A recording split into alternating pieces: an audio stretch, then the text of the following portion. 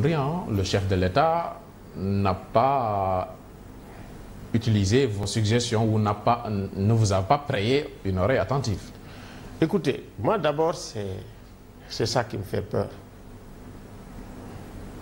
Ce à quoi nous assistons au Sénégal, c'est le fait qu'il n'y ait pas, si tu veux, des institutions de régulation capables de régler ou d'arbitrer une impasse politique de cette nature pour qu'effectivement qu'on puisse trouver une solution qui soit une solution acceptable pour tous.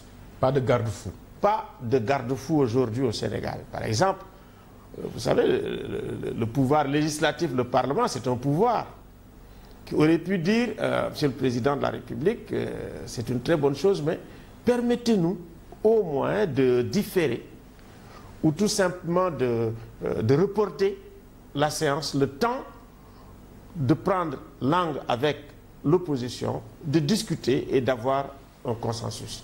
Il me semble que prendre une semaine pour discuter, c'est pas trop demandé. Même si les gens ne sont pas d'accord, on dit, ben, tiens, maintenant nous avons discuté, nous ne sommes pas d'accord, Monsieur le Président de la République, vous êtes l'arbitre, vous tranchez.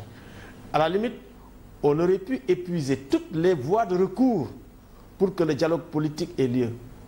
Malheureusement, on n'a pas eu ça.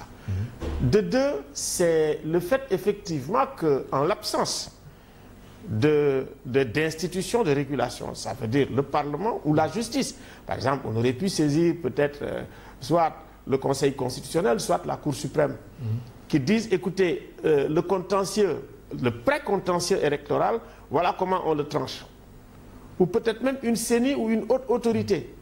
Mais il n'y en a pas eu. Ni le pouvoir législatif, ni la justice. Ni la justice n'ont été capables de faire face à cette situation. Encore moins le pouvoir religieux.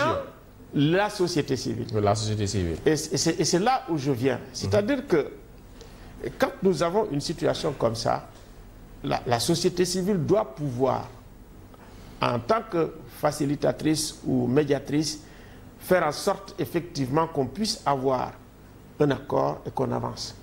Donc nous avons l'habitude de le faire. Moi, personnellement, vraiment, j'ai fait des médiations. Je suis intervenu jusqu'en Haïti avec le président Abdou Diouf.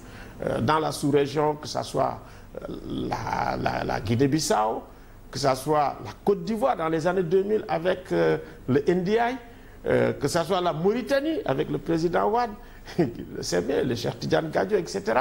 Donc, nous avons une toute petite expérience en la matière. Et généralement, quand les gens nous écoutent, on peut trouver une solution. Donc, au Sénégal, c'est pour la première fois. Au Sénégal, nous avons fait beaucoup de médiations ici, hein, que ce soit au niveau du MFDC, avec le MFDC, ou même des fois quand il y avait des problèmes. Qu'est-ce qui a changé? Le changement fondamental, c'est qu'en face, maintenant, vous avez un président qui s'appelle Macky Sall et qui a une approche en slow. Bon, je ne vais pas, dans un premier temps, personnaliser l'affaire, mais m'inquiéter de la faiblesse et de l'impuissance ou de l'absence de mécanismes de régulation, qu'elles soient institutionnelles ou sociales. Il me semble que ça, c'est un constat qu'il faut faire. L'absence de garde-fous